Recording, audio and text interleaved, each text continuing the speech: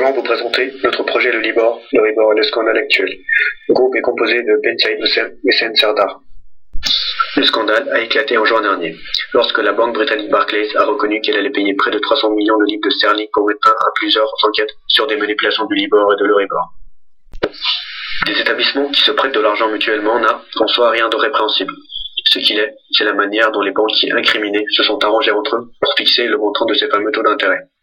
Les premières suspicions remontent à 2007, mais la crise qui a suivi a amplifié le phénomène. Moins de prêts accordés, donc moins de bénéfices. L'occasion était tentante de jouer avec les taux pour ne pas trop perdre de change. La principale activité dans le marché des taux est liée à l'activité au Libor. Le Libor correspond au taux de prêt à blanc auquel se prêtent les banques contribuant au Libor.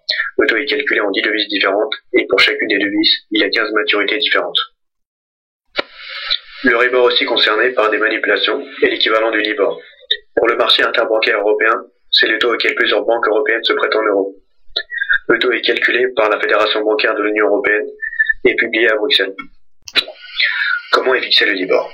Tous les jours, à 11 h, l'heure de Londres, 16 des plus grandes banques mondiales annoncent indépendamment et sans négociation le niveau de taux auquel elles estiment devoir emprunter auprès des autres banques du panel. La British Banker Association récolte les 16 estimations de ces banques. Elle supprime les taux extrêmes, les 4 plus bas et les 4 plus hauts. Le taux Libor correspond à la moyenne sur les 8 taux restants. Comment est fixé le Libor?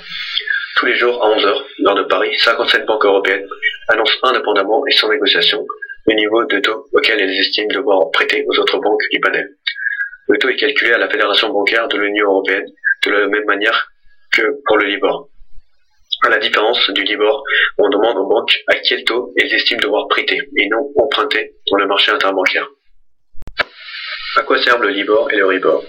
Ces taux servent de référence. Chaque année, ce sont des centaines de milliers de milliards de dollars de produits dérivés qui sont adossés aux taux Libor et Euribor. Le Wall Street Journal évoque des montants annuels pouvant s'élever à 600 000 milliards de dollars, soit 10 fois le PIB mondial. Que signifie l'évolution des taux Libor et Euribor? Observons d'abord le Libor USD 3 mois, entre 2007 et 2013.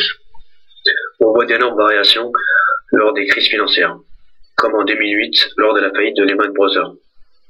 Le Libor constitue donc une sorte de baromètre de la stabilité financière et de la santé du système bancaire mondial. Un taux Libor qui grimpe en flèche reflète surtout un manque de confiance généralisé. Les banques rechignent à se prêter de l'argent entre elles, paralysant l'offre globale de crédit. Maintenant, observons le Libor USD 3 mois et le taux proposé par la Banque fédérale américaine. On remarque que ces deux taux sont fortement liés jusqu'en 2008. En effet, la variation du taux Libor est liée aux évolutions des taux directeurs des grandes banques centrales mondiales, sauf en cas de gros choc. Comme par exemple en automne 2008, même si les banques centrales continuaient de proposer des taux très bas, le Libor avait atteint un plafond très haut. Observons maintenant l'Euribor 3 mois et le taux proposé par la Banque centrale européenne. Comme précédemment, on observe en 2008 une grosse différence entre le taux proposé par la Banque centrale européenne et le taux Euribor. Lors des crises, les taux Euribor et Libor ont monté, ce qui ont permis aux banques d'emprunter pas cher auprès des banques centrales et de prêter cher aux autres banques, aux ménages et aux entreprises, donc de tirer plus de profit. Manipulation et scandale du Libor. Certaines banques du panel, à commencer par Barclays, ont monté sur les taux pratiqués, faussant donc le Libor. Barclays a commencé en 2005 à manipuler le Libor, afin de générer des taux favorables aux positions prises par les traders de la banque. En 2008, la manipulation a eu lieu pour cacher les fragilités de certaines banques. Pendant la crise financière, certaines banques ont vu leurs conditions d'accès aux liquidités interbancaires se durcir. C'était le cas de Barclays.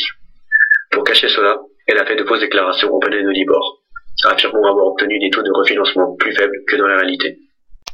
On comprend mieux maintenant pourquoi les banques ont manipulé le Libor. Quand l'économie monte, les banques augmentent les taux pour prêter plus cher. Quand l'économie baisse, les banques baissent les taux afin de cacher leur mauvaise santé financière et emprunter à un taux faible. Maintenant, nous allons voir comment manipuler le Libor. Sachant que sur les 16 banques du panel Libor, les 8 taux annoncés les plus extrêmes sont écartés du calcul. Barclays à elle seule ne pouvait pas faire bouger le Libor.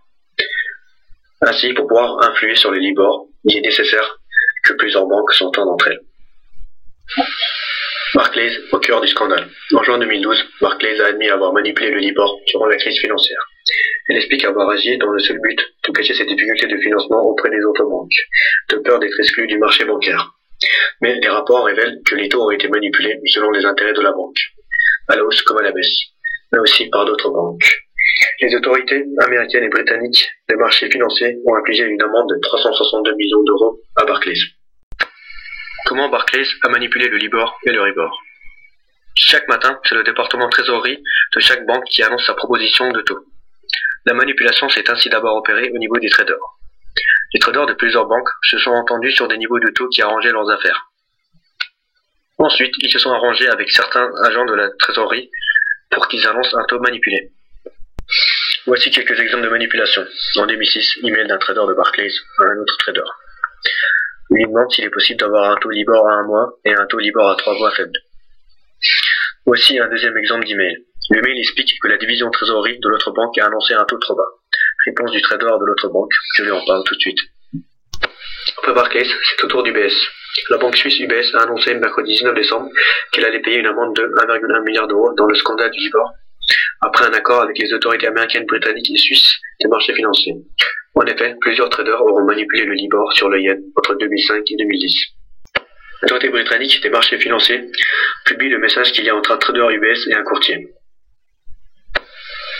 Le trader UBS demande à l'employé de la société de courtage travaillant comme intermédiaire pour UBS un taux Libor 6 mois haut.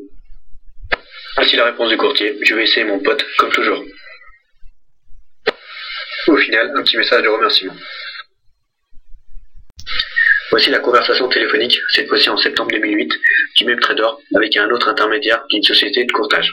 Il lui demande s'il peut maintenir le Libor yen à 6 mois inchangé, en échange de 50 000 voire 100 000 $. Ce trader et un de ses collègues effectuent des opérations fictives leur permettant de dégager des sommes afin de corrompre au moins 3 intermédiaires de 2 sociétés de courtage. L'autorité bancaire européenne et l'autorité européenne des marchés financiers ont publié 14 recommandations encadrant les modalités du calcul du Libor et de l'Euribor. Voici quelques recommandations. Le nombre de maturités de référence devra être réduit de 15 à 7. Vérification régulière de la qualité des contributions des banques qui sont collectées et distribuées par Thomson Reuters. Afin d'éviter les conflits d'intérêts, les superviseurs des banques contributrices devront s'assurer de la qualité de leur contrôle interne, notamment de la séparation des personnes qui soumettent les taux Libor et Euribor. Conséquences de la manipulation du Libor et de l'Euribor. Les banques participant à la manipulation ont été infligées de lourdes sanctions financières. En plus, la manipulation va encourager un fort accroissement des contraintes réglementaires, que la crise récente a remis au goût du jour. En dernier, la manipulation par quelques agents peu scrupuleux, au-delà des méfaits financiers, participe donc à jeter le discrédit sur un secteur déjà très fragilisé, et pourtant nécessaire à tout développement économique à venir.